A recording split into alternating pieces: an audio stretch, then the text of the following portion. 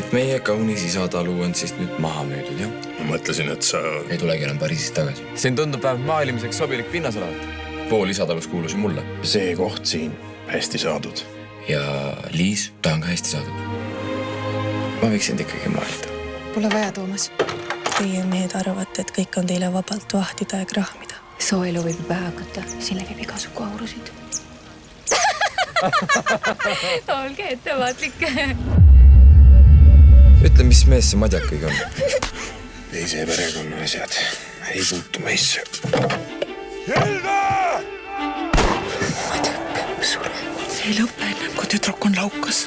Ära võetakse valmis tüdrik. Jäta süruga rahule.